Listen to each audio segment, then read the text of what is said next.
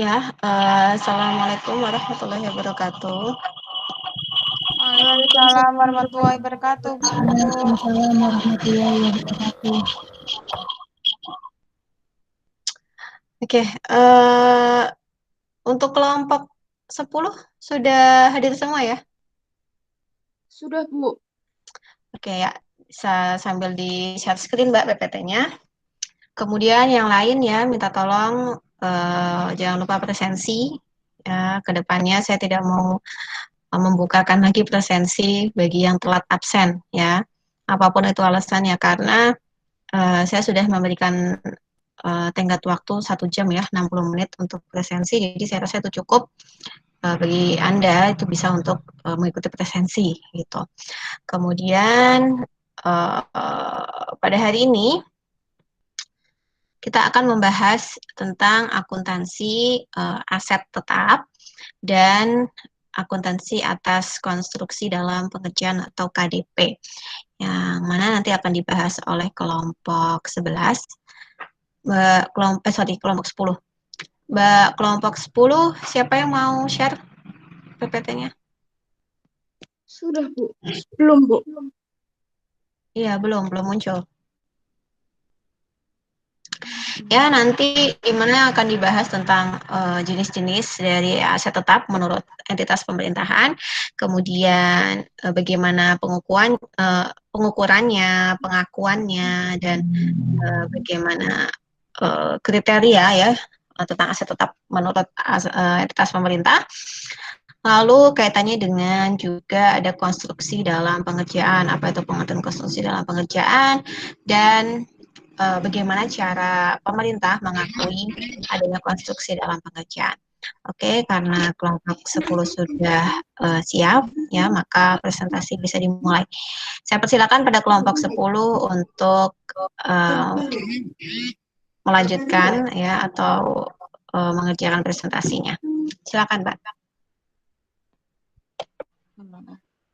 Assalamualaikum warahmatullahi wabarakatuh.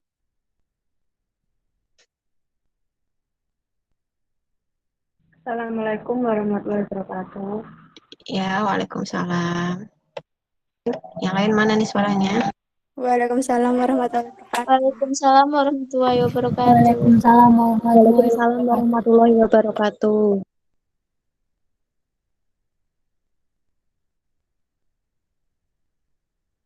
Saya dari kelompok 10 akan mempresentasikan tentang menerapkan akuntansi aset tetap dan konstruksi dalam pengerjaan. Saya sendiri Afrila Melatul Ulfa.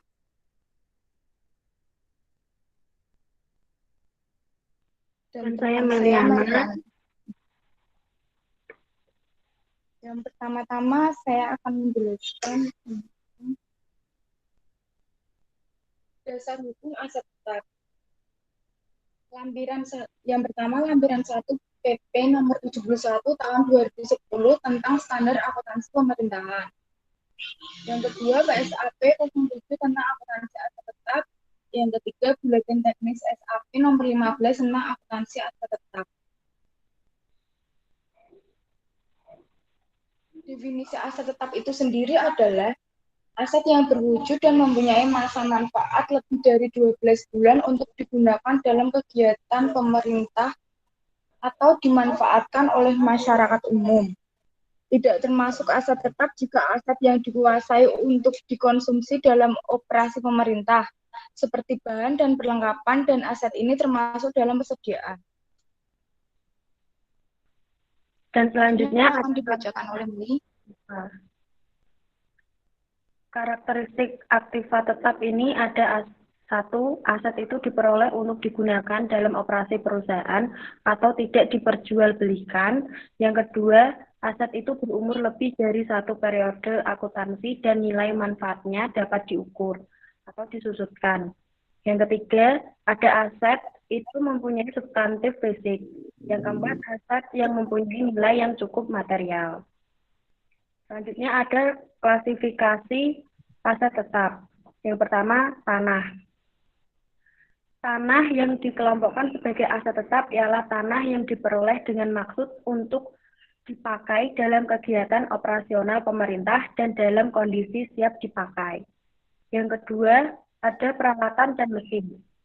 Peralatan dan mesin mencakup mesin-mesin dan kendaraan bermotor, alat elektronik, inventaris kantor, dan peralatan lainnya yang nilainya signifikan dan masa manfaatnya lebih dari 12 bulan dan dalam kondisi siap pakai. Yang ketiga, ada gedung dan bangunan. Gedung dan bangunan mencakup seluruh gedung dan bangunan yang diperoleh dengan maksud untuk dipakai dalam kegiatan operasional pemerintah dan dalam kondisi siap pakai. Selanjutnya ada jalan irigasi dan jaringan. Jalan irigasi dan jaringan mencakup jalan dan jaringan yang dibangun oleh pemerintah serta dimiliki dan dikuasai oleh pemerintah dan dalam kondisi siap dipakai. Selanjutnya ada aset tetap lainnya. Aset tetap lainnya ini mencakup aset tetap yang tidak dapat dikelompokkan ke dalam kelompok aset tetap di atas, yang diperoleh dan dimanfaatkan untuk kegiatan operasional pemerintah dan dalam kondisi siap dipakai. Lalu ada konstruksi dalam pengerjaan. Konstruksi dalam pengerjaan ini mencakup aset tetap yang sedang dalam proses pembangunan, namun pada tanggal laporan keuangan belum selesai seluruhnya. Selanjutnya, April.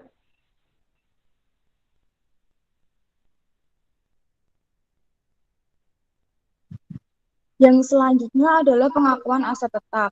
Yang pertama, aset tetap diakui pada saat manfaat ekonomi masa depan dapat diperoleh dan nilainya dapat diukur dengan handal. Yang kedua, kriteria aset tetap diakui sebagai aset tetap. Yang ketiga, berwujud. Yang keempat, mempunyai masa manfaat lebih dari 12 bulan. Yang kelima, biaya perolehan aset dapat diukur secara andal. Yang keenam, tidak dimaksudkan untuk dijual dalam operasi normal entitas. Yang ketujuh, diperoleh atau dibangun dengan maksud untuk digunakan pengaku. Yang terakhir, pengakuan aset tetap akan andal bila aset tetap telah diterima atau diserahkan hak kepemilikannya dan atau pada saat penguasaannya berpindah. Cara perolehan aset tetap.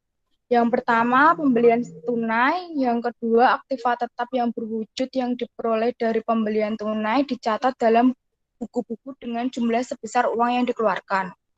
Yang ketiga, perolehan melalui pertukaran. Yang keempat, ditukarkan dengan surat-surat berharga. Yang kelima, ditukarkan dengan aktiva tetap yang lain. Dan yang terakhir adalah pembelian angsuran. Selanjutnya adalah penyusutan aktiva tetap. Menurut Pernyataan Standar Akuntansi Keuangan atau PSAK nomor 17 paragraf 2 tentang akuntansi penyusutan menyatakan bahwa penyusutan adalah alokasi jumlah suatu aktiva yang dapat disusutkan sepanjang masa manfaat yang diestimasi. Penyusutan untuk periode akuntansi dibebankan ke pendapatan baik secara langsung maupun tidak langsung. Tujuan dari penyusutan adalah untuk menyajikan informasi tentang penyusutan yang dilaporkan sebagai alokasi biaya yang diharapkan dapat berguna bagi para pemakai laporan keuangan. Informasi tentang penyusutan merupakan hal yang cukup penting bagi pemakai laporan keuangan, terutama dalam kaitannya earning power, yaitu mengenal proses perbandingan beban terhadap pendapatan untuk menghitung laba periodik dan tingkat keefektifan manajemen dalam menggunakan sumber daya. Faktor-faktor penyebab penyusutan. Yang pertama adalah faktor fisik. Faktor fisik dibagi menjadi 3, yaitu yang pertama karena dipakai. Oleh karena pemakaian aktiva tetap dalam proses produksi tidak hanya sekali saja, tetapi berlangsung terus-menerus, secara kontinu mengakibatkan kapasitas dan produktivitas yang dimiliki aktiva itu akan semakin berkurang nilainya, sehingga kualitas dan kuantitas yang dihasilkan dalam proses produksi semakin berkurang pula pada hasilnya. Yang kedua, karena umur. Setiap aktiva dapat aus seiring dengan perjalanan waktu. Yang ketiga, kerusakan-kerusakan. Kerusakan suatu aktiva dapat disebabkan oleh kurang hati-hati atau kurang tepat dalam cara penggunaan aktiva tetap. Juga disebabkan oleh bencana, seperti gempa bumi, banjir, atau kebakaran yang tidak sepenuhnya dapat dipergunakan kembali. Yang kedua, faktor fungsional. Yang pertama yaitu ketidaklayakan dengan meningkatkan daya beli konsumen yang melampaui kemampuan alat produksi yang tersedia akan mengakibatkan alat-alat produksi yang tersedia secara teknis masih dapat dipergunakan, tetapi secara ekonomis telah menunjukkan kemunduran karena tidak lagi memenuhi syarat-syarat menunjang skala ekonomis. Yang kedua, penghentian permintaan. Suatu alat produksi tidak akan mempunyai nilai karena hasil produksinya tidak dapat dipertahankan lagi di pasaran. Ini disebabkan karena perubahan selera atau kebutuhan konsumen yang semakin beragam. Yang selanjutnya yaitu karakteristik aktiva tetap yang disusutkan. Yang pertama, digunakan dalam kegiatan usaha. Yang kedua, nilainya bertahap menurun. Yang ketiga, disusutkan jika masa manfaat lebih dari 1 tahun. Yang keempat, dasar penyusutan dalam harga perolehan atau harga revaluasi. Yang kelima, dilakukan penyusutan saat pertama kali digunakan. Yang keenam, pihak yang berhak melakukan penyusutan adalah A. Pihak yang menggunakan aktiva tersebut dalam kegiatan usaha. B. Pemilik dapat dibagi menjadi legal owner dan beneficial owner. Pelaporan aktiva tetap. Laporan aktiva tetap dalam keadaan rusak diperlukan untuk pembuatan pertimbangan dan keputusan pihak manajemen dalam menentukan apakah aktiva tetap diperbaiki atau diganti yang baru. Selanjutnya, laporan aktiva tetap yang sedang diperbaiki atau diservis diperlukan untuk perencanaan aktivitas perusahaan baik dalam masa perbaikan maupun setelah aktiva tetap tersebut selesai diperbaiki. Yang ketiga, laporan aktiva yang digunakan. Laporan ini memuat informasi mengenai aktiva tetap dalam kondisi baik atau siap digunakan dalam kegiatan operasi perusahaan. Yang terakhir adalah laporan penyusutan aktiva tetap, memuat besarnya penyusutan tiap tahun, harga buku, dan sisa uang penggunaan untuk tiap jenis aktiva. Laporan ini diperlukan untuk dalam pembuatan rencana pembelian aktiva tetap. Pengukuran aset tetap. Yang pertama, aset tetap dinilai dengan biaya perolehan. Yang kedua, aset tetap yang tidak diketahui harga perolehannya disajikan dengan nilai wajar pada saat perolehan. Berikut ini adalah pengukuran aset tetap. Biaya perolehan aset tetap diperoleh dengan pembelian, sama dengan harga beli ditambah seluruh biaya yang dikeluarkan sampai dengan aset yang digunakan. Selanjutnya, aset tetap diperoleh dengan membangun sendiri, sama dengan yang pertama biaya langsung, cara menghitungnya tenaga kerja ditambah bahan baku. Biaya tidak langsung, biaya perencanaan dan pengawasan, perlengkapan, dan sewa peralatan.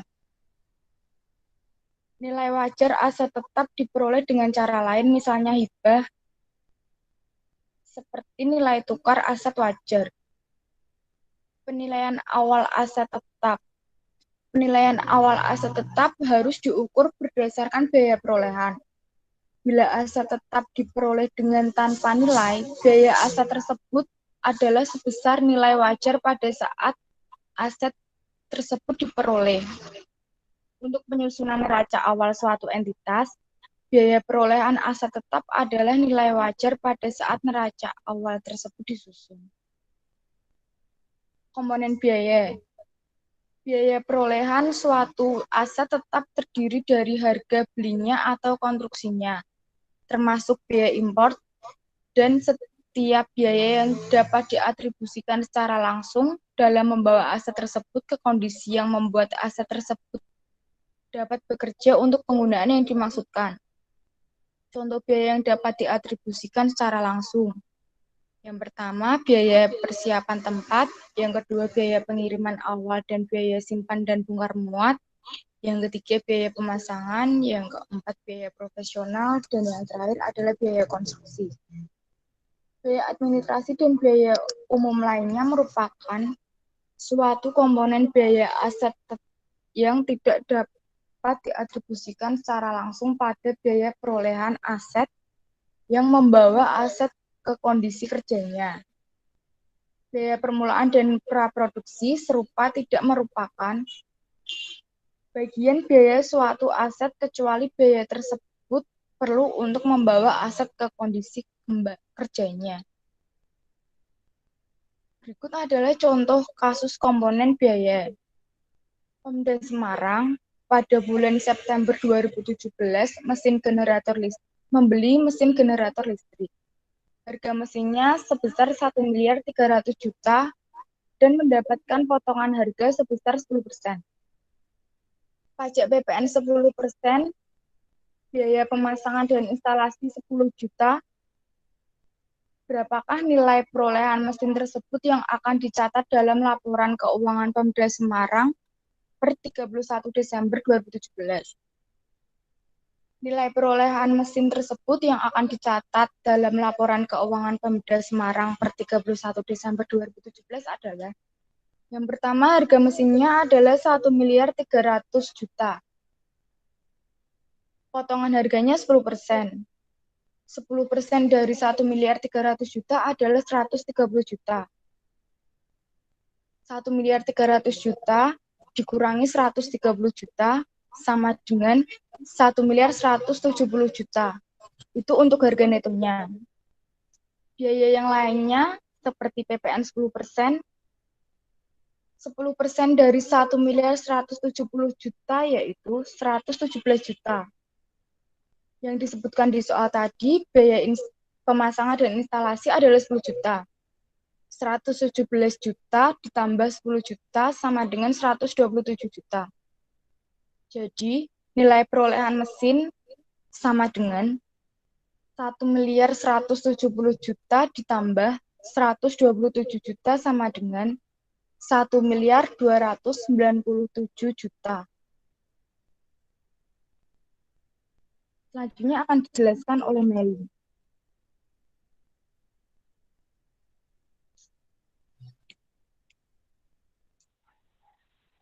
Saya akan menjelaskan tentang komponen biaya.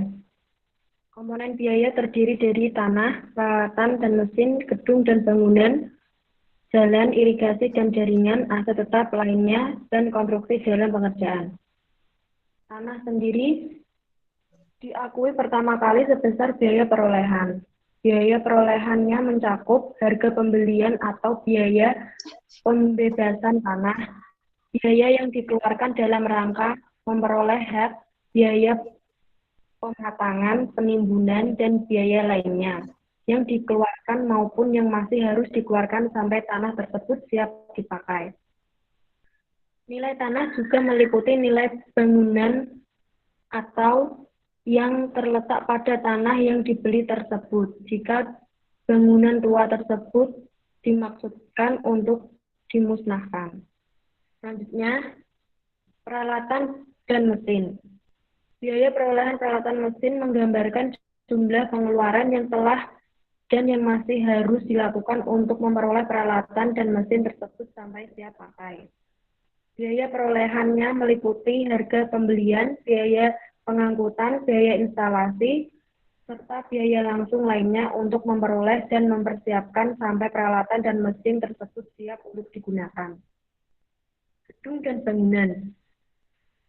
Gedung dan bangunan memiliki biaya perolehan gedung menggambarkan seluruh biaya yang dikeluarkan dan yang masih harus dikeluarkan untuk memperoleh gedung dan bangunan sampai siap pakai.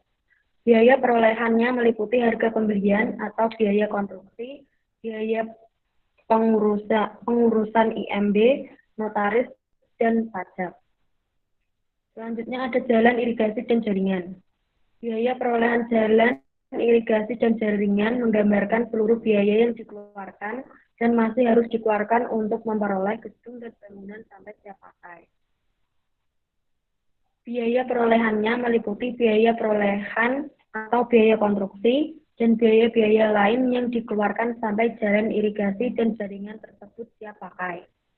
Aset tetap lainnya. Ini biaya perolehan aset tetap lainnya menggambarkan seluruh biaya yang dikeluarkan dan yang masih harus dikeluarkan untuk memperoleh aset tersebut sampai siap pakai.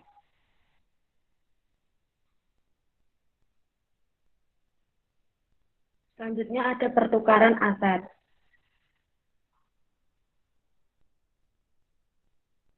April.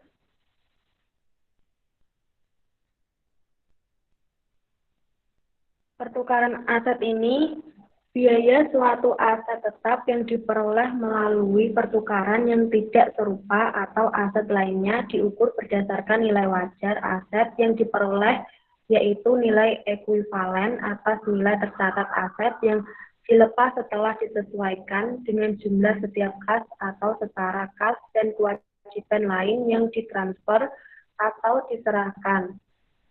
Suatu aset tetap dapat diperoleh melalui pertukaran atas suatu aset yang serupa yang memiliki manfaat yang serupa dan memiliki nilai wajar yang serupa. Selanjutnya, ada pengeluaran setelah perolehan. Pengeluaran setelah perolehan awal suatu aset tetap yang memperpanjang masa manfaat atau yang kemungkinan besar memberi manfaat ekonomi di masa yang akan datang dalam bentuk kapasitas, mutu produksi, atau peningkatan standar kerja harus ditambahkan pada nilai tercatat aset yang bersangkutan. Namun, entitas terkait kapitalisi tersebut. Pengeluaran tersebut dapat dikategorikan sebagai belanja modal jika memenuhi syarat, yaitu yang pertama, ada pengeluaran tersebut mengakibatkan bertambahnya masa manfaat, kapasitas, kualitas, dan volume aset yang telah dimiliki. Yang kedua, pengeluaran tersebut memenuhi batasan minimal nilai kapitalisasi aset tetap atau aset lainnya. Selanjutnya, penilaian kembali. Penilaian kembali atau revaluasi aset tetap pada umumnya tidak diperkenankan karena SAP menganut penilaian aset berdasarkan biaya perolehan atau harga pertukaran. Penyimpangan dari ketentuan ini mungkin dilakukan berdasarkan ketentuan pemerintah yang berlaku secara nasional. Selisih antara nilai revaluasi dengan nilai tercatat dibukukan dalam akun ekuitas. Selanjutnya, pengertian akuntansi, konstruksi, dan pengerjaan. Kontrak konstruksi adalah perikatan yang dilakukan secara khusus untuk konstruksi suatu aset atau suatu kombinasi aset yang berhubungan erat atau saling tergantung satu sama lain dalam hal rancangan, teknologi, fungsi, atau tujuan dan penggunaan utama. Kontrak seperti ini misalnya konstruksi jaringan irigasi. Kontrak konstruksi dapat meliputi 1. Kontrak untuk perolehan jasa yang berhubungan langsung dengan perencanaan konstruksi aset seperti arsitektur. Yang kedua, kontrak untuk perolehan atau konstruksi aset. Yang ketiga, kontrak untuk perolehan jasa yang berhubungan langsung pengawasan konstruksi aset yang meliputi manajemen konstruksi dan value engineering. Yang keempat, kontrak untuk membongkar atau merestorasi dan restorasi lingkungan.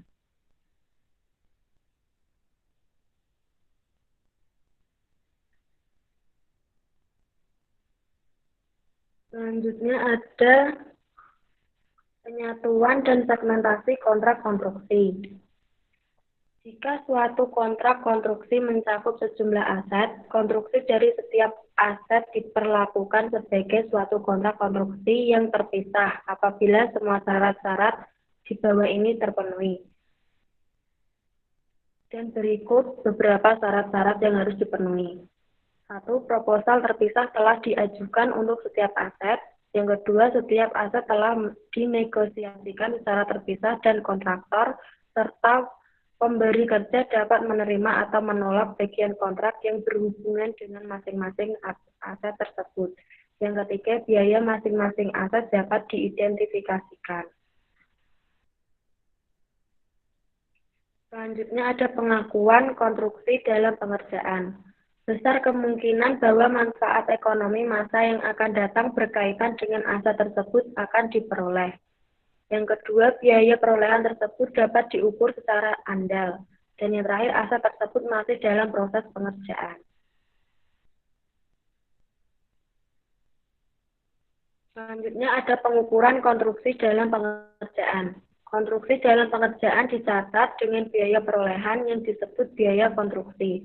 Nilai konstruksi yang dikerjakan secara swakelola antara lain biaya yang berhubungan langsung dengan kegiatan konstruksi, biaya yang dapat diatribusikan pada kegiatan pada umumnya dan dapat dialokasikan ke kontribusi tersebut, dan biaya lain yang secara khusus dibayarkan sehubungan konstruksi yang bersangkutan. Biaya-biaya yang berhubungan langsung dengan suatu kegiatan konstruksi antara lain biaya pekerja lapangan termasuk penyelia, biaya bahan yang digunakan dalam konstruksi, biaya pemindahan sarana, peralatan, dan bahan-bahan dan ke lokasi pelaksanaan konstruksi, biaya penyewaan sarana dan peralatan, yang terakhir biaya rancangan dan bantuan teknis yang secara langsung berhubungan dengan konstruksi.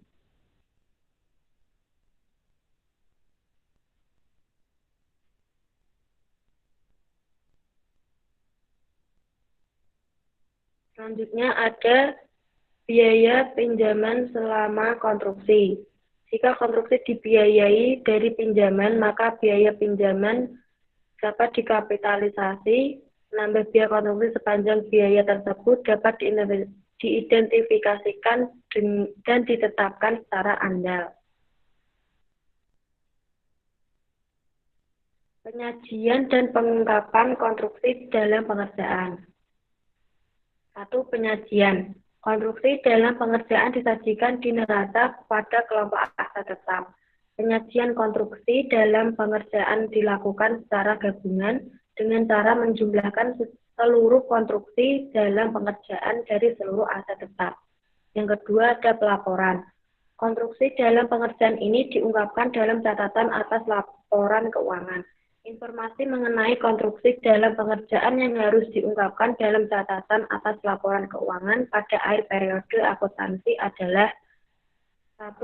Rincian kontrak konstruksi dalam pengerjaan berikut tingkat penyelesaian dan jangka waktu penyelesaiannya. Yang kedua, nilai kontrak konstruksi dan sumber pembiayaannya. Yang ketiga, jumlah biaya yang telah dikeluarkan.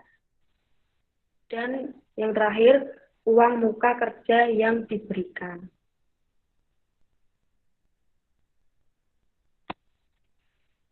Selanjutnya saya kembalikan ke April.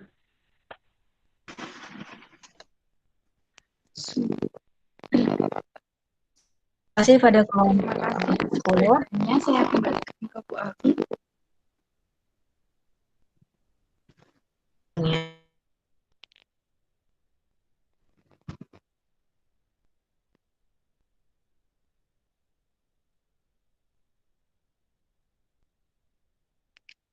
Suara saya kedengeran nggak ya? Nggak dengar. Dengar, Bu. Dengar, Ibu. Soalnya tadi keterangannya jadi putus.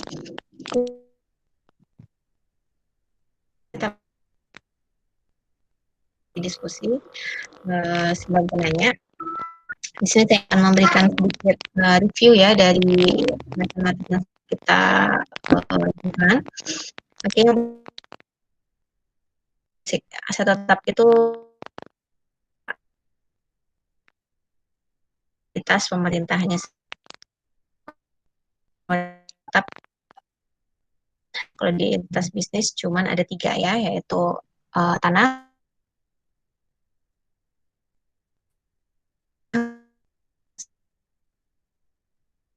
jenis aset tetap berupa jalan, irigasi, dan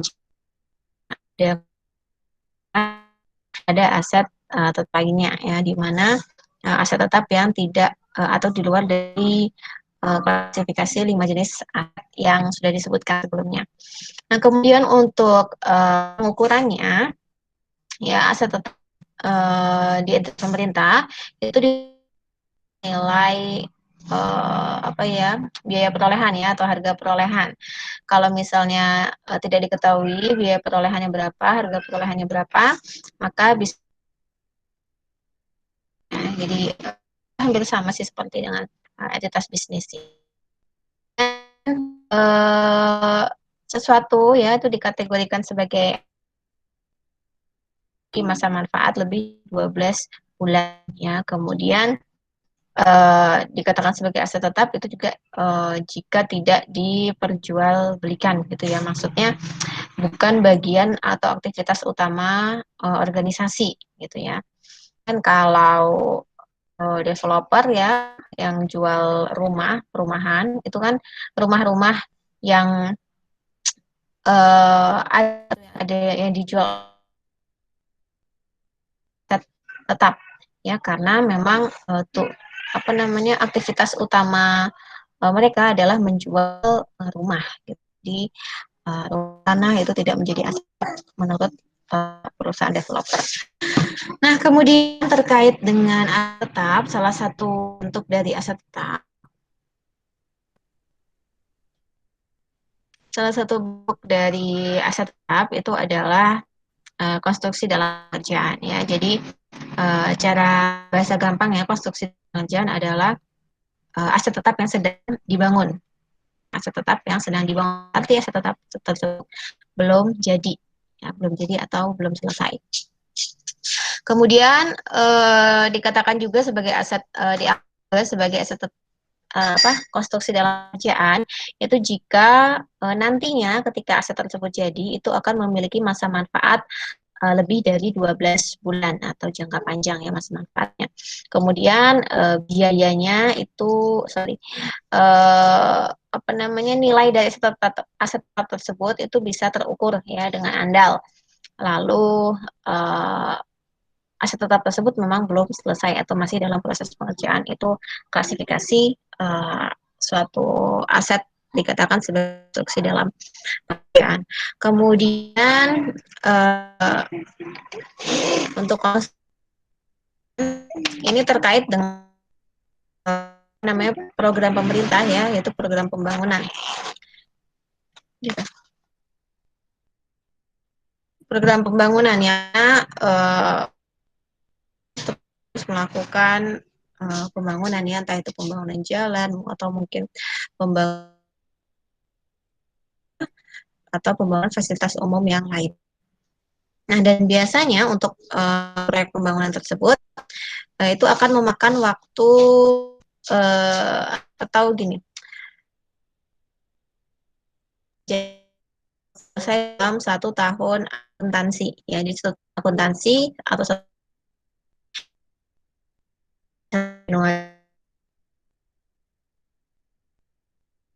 dan bangun gedung atau fasilitas umum lain itu dimulai pada bulan Oktober ya, misalnya Oktober 2019.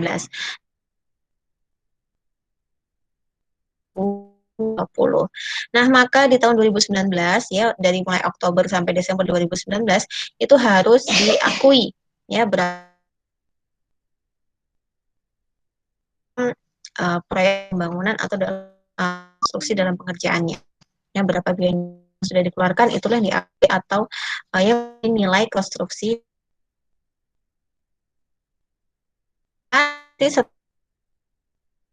Apa namanya, aset dalam pengerjaan itu selesai, maka nilai-nilai atau biaya-biaya yang sebelumnya menjadi bagian dari konstruksi dalam pengerjaan perolehan ya dan dan nominal konstruksi dalam pengerjaannya hilang ya. Maksudnya gini, ketika membangun dikeluarkan sebelum ini rumahnya jadi ya, itu disebut konstruksi dalam pengerjaan. Konstruksi dalam pengerjaan sesuai dengan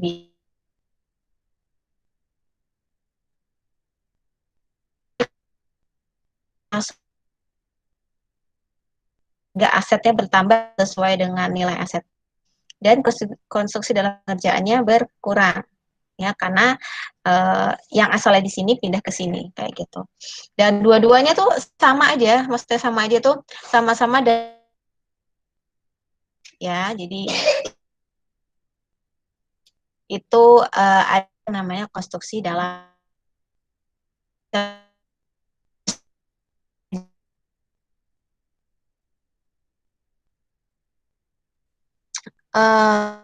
terkait dengan biaya.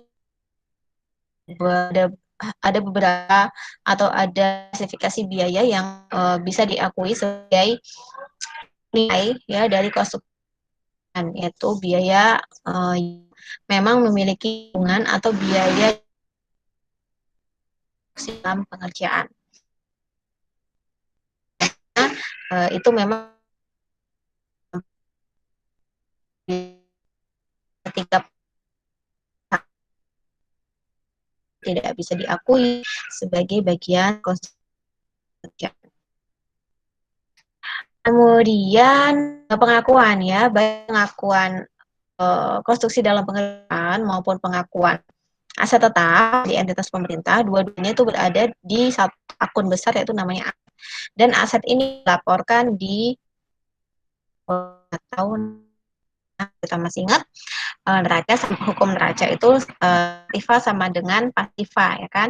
Di aset sebelah kiri, sebelah kanannya itu liabilitas dan ekuitas. Jadi pengungkapan aset tetap dan pengungkapan konstruksi dan pengerjaan itu ada di laporan keuangan, ini adalah neraca gitu.